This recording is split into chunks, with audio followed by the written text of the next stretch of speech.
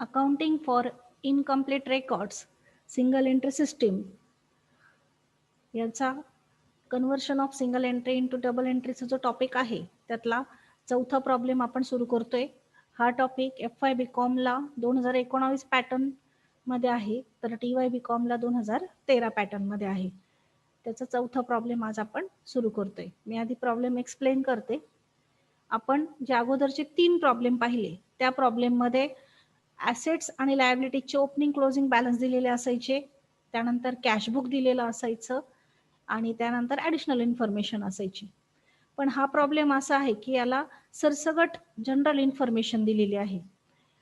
मग कुठला item missing आहे ते कशा पद्धतीने शोधायचं, तर मी आधी एक प्रॉब्लेम एक्सप्लेन करते, त्यानंतर कुठला आयटम मिसिंग असेल ते तुम्हाला आपोआप लक्षात येईल. बघा, Edward Fatelal Gulbarga started his business on 1st April 2018 with a cash capital of rupees 1 lakh and building of rupees 80,000. जो एडवर्ड फतेलाल आहे त्याने आपला बिझनेस सुरू केला 1 एप्रिल 2018ला आणि बिझनेस सुरू करण्यासाठी त्याने भांडवल म्हणून रोख 1 लाख रुपये आणले आणि 80,000ची बिल्डिंग आणली. म्हणजे याचा अर्थ त्याचं एकूण कॅपिटल किती झालं, तर 1,80,000. त्यातली कॅश आहे 1 लाख रुपये आणि बिल्डिंगच्या स्वरूपामध्ये त्याने आणले 80,000. म्हणजे प्रॉब्लेम मध्ये कॅपिटल दिलेलं आहे, म्हणजे स्टेटमेंट ऑफ अफेअर्स आपल्याला काढायचं नाही. त्यानंतर पुढे पहा, ही इमिजिएटली म्हणजे लगेचच परचेस फर्निचर ऑफ रुपीज 25,000. त्याने 25,000चं फर्निचर खरेदी केलं.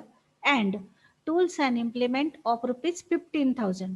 25,000चं फर्निचर खरेदी केलं, 15,000चे टूल्स अँड इम्प्लिमेंट खरेदी केले. म्हणजे 2 ॲसेट्स झाले. हे आणखी आधीची बिल्डिंग होतीच, फर्निचर एक ॲसेट झाली आणि टूल्स अँड इम्प्लिमेंट एक ॲसेट झाली, पण ती खरेदी केलेली आहे. बिल्डिंग त्याने अगोदरच आणली होती ॲज अ कॅपिटल म्हणून. He does not know how to maintain the books of account on double entry system. त्याला माहित नव्हतं की डबल एंट्री सिस्टीमने अकाउंट कसे लिहायचे, म्हणून त्याने सरसगट आपल्याला इन्फॉर्मेशन दिलेली आहे. He give you following information from which you are required to prepare his trading account, profit and loss account for the year ended 31st March 2019 and balance sheet as on date. आपल्याला त्याने दिलेल्या information वरून trading account, profit and loss account आणि balance sheet काढायचं आहे. मग जी त्याने information दिलेली आहे ती इन्फॉर्मेशन काय आहे बघा. फर्स्ट, त्यांनी कॅपिटल किती आणलं ते सांगितलं होतं. 1 लाख रुपये रोख आणले कॅपिटल म्हणून आणि 80,000ची बिल्डिंग आणली. त्यानंतर त्याने फर्निचर खरेदी केलं 25,000चं, टूल्स अँड इम्प्लिमेंट खरेदी केले 15,000चे.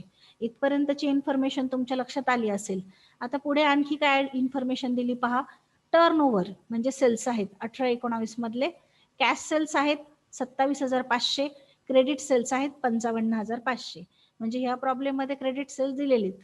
मग जर क्रेडिट सेल्स दिलेले असतील तर डेटर्सचा क्लोजिंग बॅलन्स आहे का पाहायचा आणि क्रेडिटर्सचा क्लोजिंग बॅलन्स आहे का पाहायचा. तो पण असेल समजा दिलेला, तर आपल्याला कलेक्शन फ्रॉम डेटर्स किंवा कॅश रिसिव्ड फ्रॉम डेटर्स आणि कॅश पेड टू क्रेडिटर्स हे 2 आयटम आहे की नाहीत हे चेक करावं लागेल. हे 2 आयटम आपल्याला चेक करावे लागतील.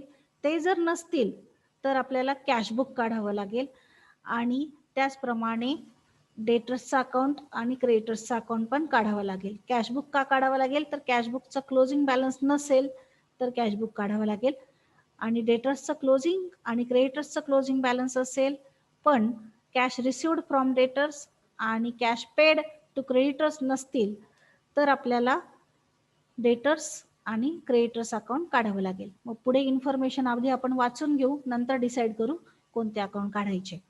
पर्चेसेस आहेत, कॅश पर्चेसेस आणि क्रेडिट पर्चेसेस दोन्ही दिलेले आहेत. त्यानंतर रिटर्न गुड्स म्हणजे माल परत पाठवला, रिटर्न टू सप्लायर आणि return from customer. Return to supplier म्हणजे परचेस रिटर्न आहे, त्याचा एक इफेक्ट आपला पर्चेसेस मधून लेस होतील आणि दुसरा इफेक्ट क्रेडिटर्स अकाउंटला जाईल.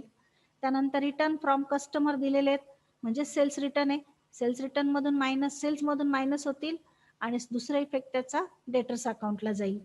त्यानंतर डिस्काउंट आणि अलाउन्सेस मध्ये 3 आयटम आहेत.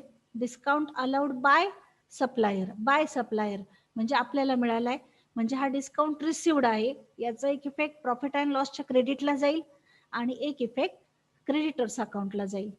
त्यानंतर अलाउन्सेस गिव्हन टू डेटर्स आहेत. अलाउन्सेस गिव्हन म्हणजे दिलेत, तर डेटर्स अकाउंटच्या क्रेडिटला जातील आणि प्रॉफिट अँड लॉस अकाउंटच्या डेबिटला इफेक्ट येईल. त्यानंतर डिस्काउंट अलाउड आहे टू कस्टमर म्हणजेच डेटर्स, हा पण दिलेला आहे, म्हणजे आपला खर्च आहे प्रॉफिट अँड लॉसच्या डेबिटला येईल आणि डेटर्स अकाउंटच्या क्रेडिटला येईल. या 4 इन्फॉर्मेशन तुम्हाला समजल्या असतील. सेल्स 2 आहेत, कॅश आणि क्रेडिट. परचेसेस 2 आहेत, कॅश आणि क्रेडिट. त्यानंतर रिटर्न गुड्स आहेत, सप्लायर म्हणजे परचेस रिटर्न आणि कस्टमर म्हणजे सेल्स रिटर्न. ते सेल्स आणि परचेसेस मधून लेस होतील. Second effect debtors account creditors अकाउंटला जाईल. त्यानंतर डिस्काउंट अलाउड बाय सप्लायर म्हणजे डिस्काउंट रिसिवड आहे, प्रॉफिट अँड लॉसच्या क्रेडिटला इफेक्ट जाईल आणि क्रेडिटर्स अकाउंटच्या डेबिट साईडला जाईल. त्यानंतर अलाउन्सेस आणि डिस्काउंट अलाउड दोन्ही प्रॉफिट अँड लॉसच्या डेबिटला येतील आणि डेटर्स अकाउंटच्या क्रेडिटला जातील. त्यानंतर पुढे सांगितलंय bill of exchange and acceptance issue to creditor म्हणजे बिल्स पेएबल आहेत हे 2500 रुपयाचे. याचा एक इफेक्ट क्रेडिटर्स अकाउंटला जाईल.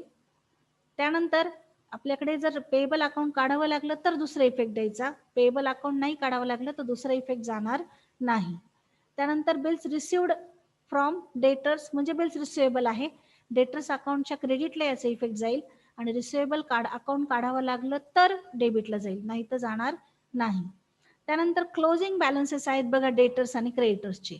मी तुम्हाला सांगितलं होतं की जर डेटर्सचा आणि क्रेडिटर्सचा क्लोजिंग बॅलन्स पण दिलेला असेल तर कॅश रिसिवड फ्रॉम डेटर्स किंवा कॅश पेड टू क्रेडिटर्स हे आयटम आहेत का ते चेक करावं लागेल. आता ह्या प्रॉब्लेममध्ये क्रेडिट सेल पण आलेत, डेटर्सचा क्लोजिंग बॅलन्स पण आला, त्यानंतर क्रेडिट परचेसेस पण आलेत आणि क्रेडिटर्सचा क्लोजिंग बॅलन्स पण आला. मग आता आपल्याला शोधायचे की कॅश रिसिवड फ्रॉम डेटर्स आणि कॅश पेड टू क्रेडिटर्स हा आयटम आहे का. तो नसेल तर आपल्याला डेटर्स आणि क्रेडिटर्स अकाउंट काढावं लागेल. आता डेटर्स क्रेडिटर्सचा क्लोजिंग बॅलन्स आहे, तो नेहमीप्रमाणे आपण बॅलन्स शीटला दाखवणार, डेटर्स अकाउंटला आणि क्रेडिटर्स अकाउंटला दाखवणार. त्यानंतर काही खर्च दिलेले आहेत. इन्शुरन्स आहे फॉर 13 मंथ, 13 महिन्याचा इन्शुरन्स पेड केलेला आहे. जनरली खर्च आपण 12 महिन्याचा देतो, 13 महिन्याचा याचा अर्थ त्यात सेल्फ ऍडजस्टमेंट आहे. 1 महिन्याचा इन्शुरन्स काय आहे, प्रीपेड आहे, तो आपल्याला मायनस करावा लागेल. 13 महिन्यासाठी 1300 रुपये म्हणजे 1 महिन्याचा 100 रुपये येईल. 100 रुपये आपल्याला प्रीपेड इन्शुरन्स काय करावा लागेल, मायनस करावा लागेल. त्यानंतर रेंट 11 महिन्यांचं पेड केलेलं आहे, आपण 12 महिन्यांचा द्यायचा असतो खर्च, म्हणजे 1 महिन्याचं रेंट आउटस्टँडिंग आहे. 11 महिन्यांचं 550 रुपये आहे, त्याला 11 ने भाग दिला तर 50 रुपये एका महिन्याचं येईल. मग रेंटमध्ये आपल्याला सेल्फ ऍडजस्टमेंट करावी लागेल, 50 रुपयाचं आउटस्टँडिंग रेंट ऍड करावं लागेल. इन्शुरन्स रेंट आपण प्रॉफिट अँड लॉस अकाउंटच्या डेबिटला दाखवणार आहोत. त्यानंतर कॅरेज अँड कार्टेज ट्रेडिंगला दाखवणार आहोत. Advertisement and publicity profit and लॉसला, commission paid on sales profit and लॉसच्या डेबिटला, कमिशन रिसिवड म्हणजे मिळाले प्रॉफिट अँड लॉसच्या क्रेडिटला दाखवायचे, salaries of administrative staff profit and लॉसच्या डेबिटला दाखवायचं आहे. पर्सनल ट्रॅव्हलिंग एक्सपेन्सेस, पर्सनल म्हणजे वैयक्तिक, हे ड्रॉइंग्स आहे कॅपिटल मधून लेस होतील. त्यानंतर लिगल फीज खर्च आहे आपला प्रॉफिट अँड लॉसच्या डेबिट साईडला येईल.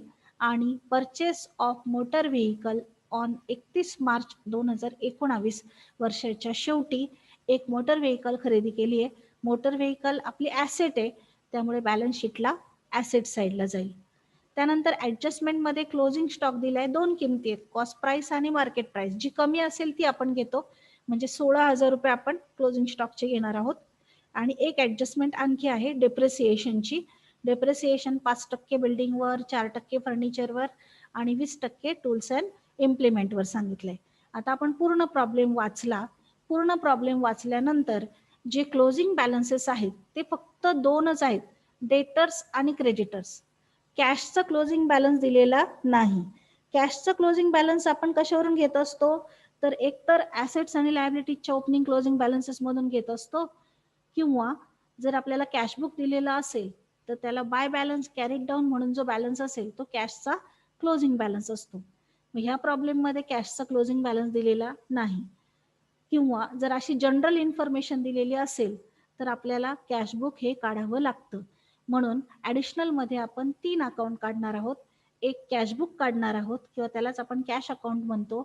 दुसरं सन्ड्री डेटर्स अकाउंट काढणार आहोत आणि तिसरं क्रेडिटर्स अकाउंट काढणार आहोत. त्यानंतर आपण ट्रेडिंग, प्रॉफिट अँड लॉस आणि बॅलन्स शीटच्या पोस्टिंग करणार आहोत. मग आता कॅशबुक काढताना कोणता रूल लक्षात घ्यायचा? तर पैसे आले तर डेबिट आणि पैसे गेले तर क्रेडिट. म्हणजे इन्कमला डेबिट द्यायचं आणि एक्सपेन्सेसला काय द्यायचं? क्रेडिट द्यायचं. मग सोल्युशनला सुरुवात करू. आधी कॅशबुक आखा, त्यासाठी 4 कॉलम करा. वरती नाव द्या, in the books of Edward Fatehlal, cashbook for the year ended 31 March 2019. 4 column करा, पर्टिक्युलर रुपीज, पर्टिक्युलर रुपीज.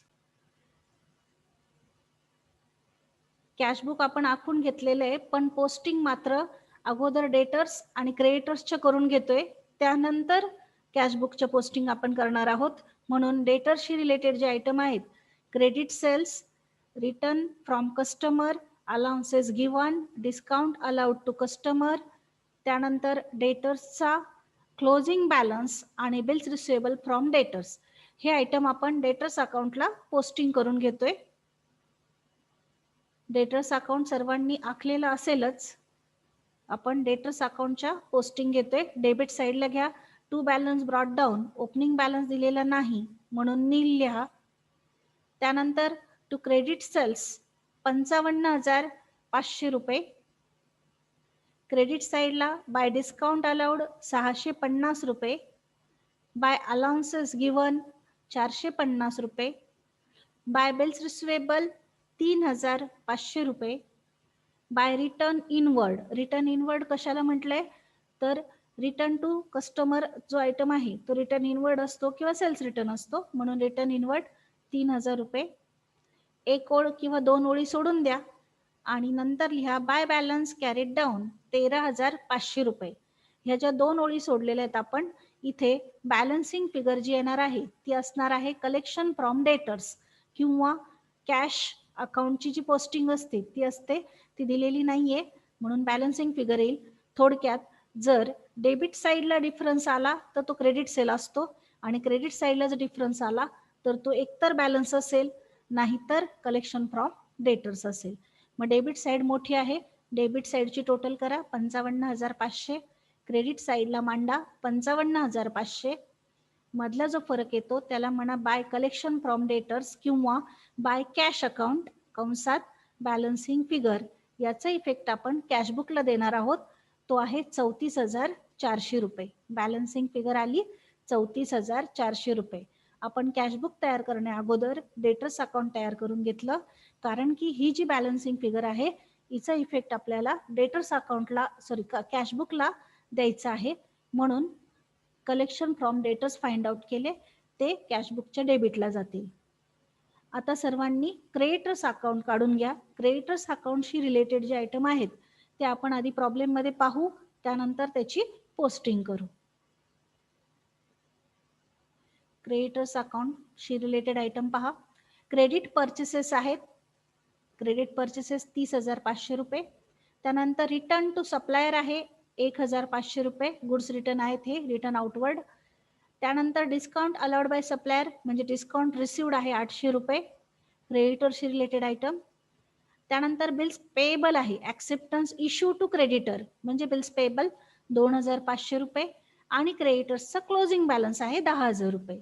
एवढे आयटम आपण क्रेडिटर्स अकाउंटला पोस्टिंग करू. सन्ड्री क्रेडिटर्सला by balance brought down, opening balance दिलेला नाही, नील लिहा. By credit purchases 30,500. डेबिटला to return outward 1,500. To bills payable acceptance given जे आहे त्याला आपण नाव दिले bills payable 2,500. To discount received, discount allowed by supplier म्हणजेच डिस्काउंट रिसिवड आहे 800 रुपये डेबिटला. टू डिस्काउंट रिसिवड 800 रुपये. एक ओळ सोडून टू बॅलन्स कॅरीड डाऊन 10,000. जर क्रेडिटर्स अकाउंटची डेबिट साईड मोठी आली तर डिफरन्स किंवा फरक हा क्रेडिट परचेसेस असतो आणि जर क्रेडिट साईड मोठी आली तर फरक हा कॅश पेड टू क्रेडिटर्स किंवा टू बॅलन्स कॅरीड डाऊन म्हणजे क्लोजिंग बॅलन्स असतो. आता ह्या प्रॉब्लेम मध्ये क्लोजिंग बॅलन्स दिलेला आहे, म्हणजे डिफरन्स जो आहे तो पेमेंट टू क्रेडिटर्सचा असणार आहे. क्रेडिट साईडची टोटल करा 30,500, डेबिट साईडला मांडा 30,500, मधला जो फरक येतो त्याला म्हणा टू पेमेंट टू क्रेडिटर्स 15,700 कंसात बॅलन्सिंग फिगर, कंसात बॅलन्सिंग फिगर हा बॅलन्स अमाऊंट आहे म्हणून कंसात लिहून ठेवा बॅलन्सिंग फिगर. आपण डेटर्स अकाउंट आणि क्रेडिटर्स अकाउंट का काढले, तर जे ह्या अमाऊंट आपण शोधलेले आहेत त्याचा सेकंड इफेक्ट आपल्याला कॅशबुकला द्यायचा आहे. आता सर्वांनी कॅशबुक कडे या. कॅशबुकला आपण कॅशबुकशी म्हणजे पैसे आले आणि पैसे गेले हे जे आयटम आहेत ते पोस्टिंग करणार आहोत. त्यासाठी प्रॉब्लेम पहा. फतेलाल एडवर्ड फतेलालने कॅपिटल म्हणून रोख किती रुपये आणलेत, 1,00,000 रुपये. मग ते कुठे येतील, कॅशबुकच्या डेबिट साईडला येतील. बिल्डिंग आणलेली आहे पण ती कॅश मध्ये नाहीये, ती स्थावर मालमत्ता आहे, त्यामुळे त्याचा इफेक्ट कॅशबुकला येणार नाही. त्यानंतर त्याने फर्निचर खरेदी केलं 25,000चं, टूल्स अँड इम्प्लिमेंट खरेदी केले 15,000चे, म्हणजे पैसे गेले, मग ते कॅशबुकच्या क्रेडिट साईडला येतील. त्यानंतर टर्न ओव्हर आहेत, सेल्स, कॅश सेल्स आहेत, रोखीने विक्री केली म्हणजे पैसे आले, कॅशबुकच्या डेबिटला येतील. रोखीने खरेदी केली, पैसे गेले, म्हणजे कॅशबुकच्या क्रेडिट साईडला जातील. इथपर्यंतची पोस्टिंग आधी आपण करू, नंतर पुढचे आयटम पाहू. कॅशबुककडे या सर्वांनी. कॅशबुक आखलेलं आहे तुम्ही, डेबिट साईडला घ्या. टू मी शॉर्ट फॉर्म मध्ये लिहिलं, यप्स कॅपिटल, फतेलाज कॅपिटल लिहिलं तरी चालेल. जे रोख स्वरूपात आणलंय त्याचं पोस्टिंग केलं आपण 1,00,000 रुपये. आधी आलेले जे आहेत डेबिटचे ते पोस्टिंग करून घेऊ, नंतर पेमेंटचे करू. त्यानंतर टू कॅश सेल्स आहेत 27,500 रुपये. टू कमिशन, कमिशन रिसीव्ह नावाचा आयटम दिलेला आहे प्रॉब्लेम मध्ये, त्याचं पोस्टिंग घेतोय आपण. पहा इथे कमिशन रिसीव्ह, जे इन्कम्स आहेत ते आधी पोस्टिंग करतोय. कमिशन रिसीव्ह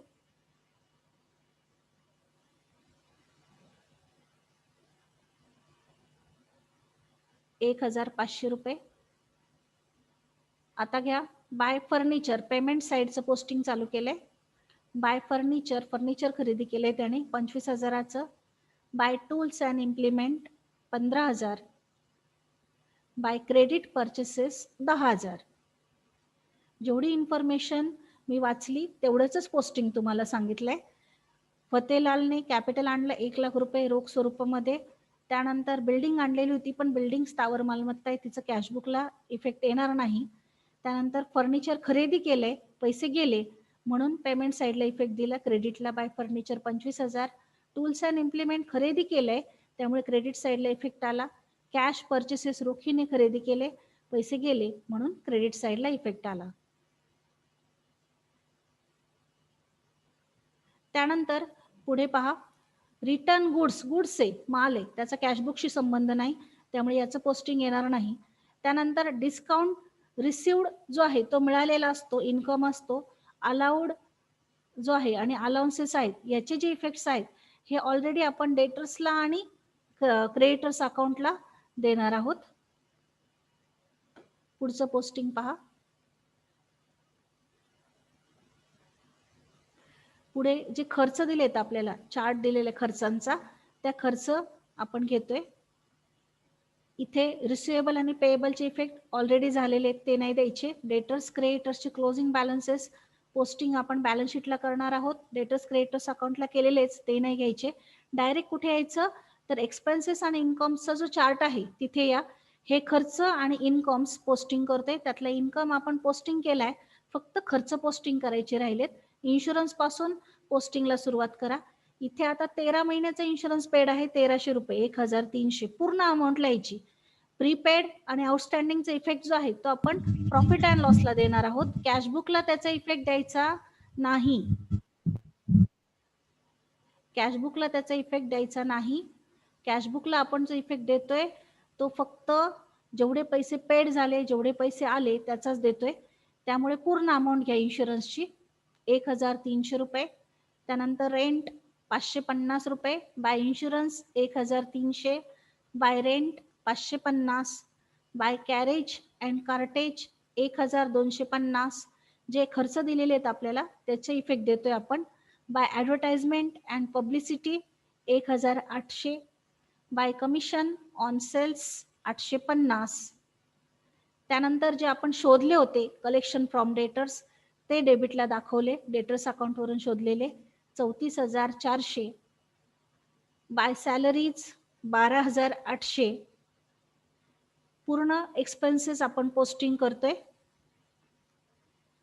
त्यानंतर घ्या by wages 6,400, by legal fees 900.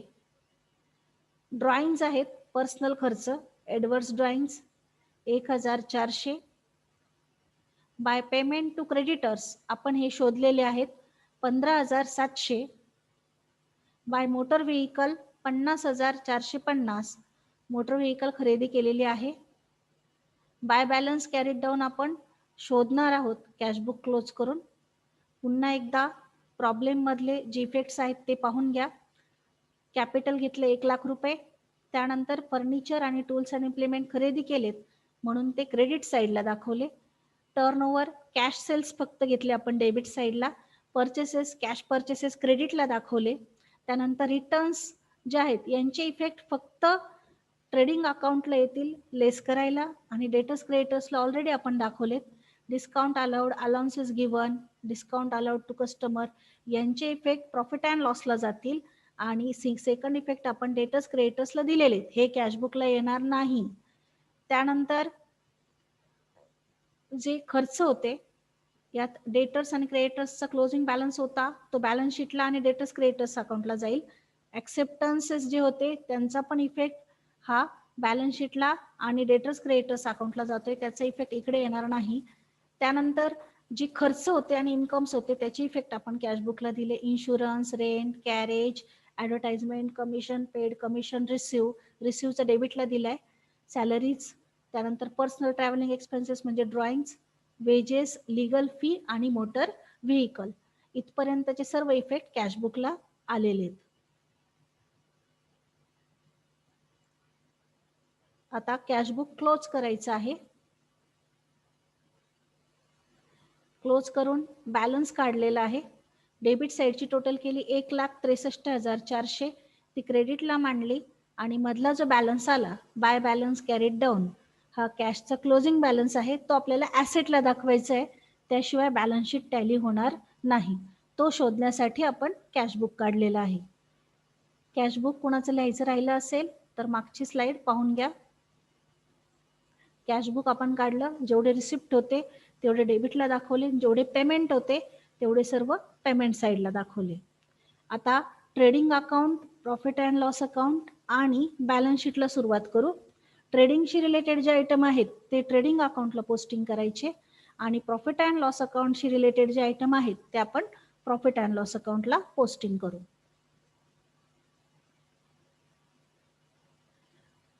हे डेटर्स अकाउंट ऑलरेडी आपलं झालेलं होतं, इथून आपण कलेक्शन फ्रॉम डेटर्स शोधले. त्यानंतर क्रेडिटर्स अकाउंट पण झालेलं आहे आपलं, इथून आपण पेमेंट टू क्रेडिटर्स शोधले 15,700 रुपये. आता ट्रेडिंग अकाउंट घ्या. ट्रेडिंग अकाउंटला आपण opening stock, purchases, sales, closing stock आणि ट्रेडिंगशी रिलेटेड वेजेस वगैरे जे आयटम आहेत कॅरेज, कार्टेज ते पोस्टिंग करू. आधी ओपनिंग स्टॉकने सुरुवात करूया. To opening stock, opening stock problem मध्ये आपल्याला दिलेला आहे 39,000 रुपये. प्रॉब्लेम पहा. परचेसेस आणि सेल्स आता दोन्ही घ्यावे लागतील, कॅश परचेसेस आणि कॅश सेल्स, क्रेडिट परचेसेस आणि कॅश परचेसेस दोन्ही घ्यावे लागतील. त्यातून रिटर्न्स जे आहेत ते मायनस करायचे, रिटर्न्स मायनस करायचे.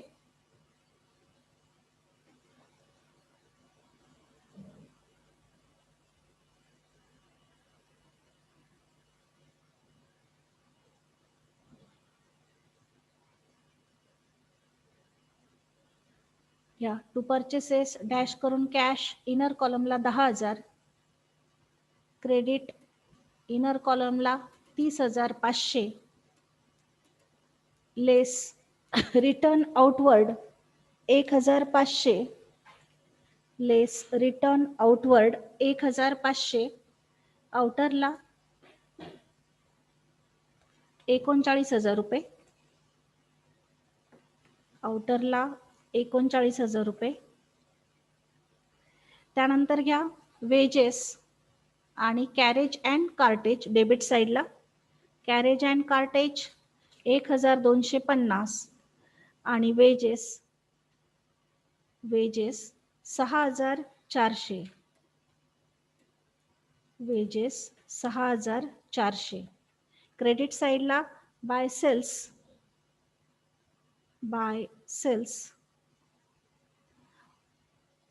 एक करेक्शन करा, ओपनिंग स्टॉक दिलेला नाहीये तो डॅश करा. हे परचेसेसच कॅल्क्युलेशन 49,000 आहे. ओपनिंग स्टॉक डॅश करा, नील नाहीये दिलेला ओपनिंग स्टॉक प्रॉब्लेम मध्ये, फक्त क्लोजिंग आहे.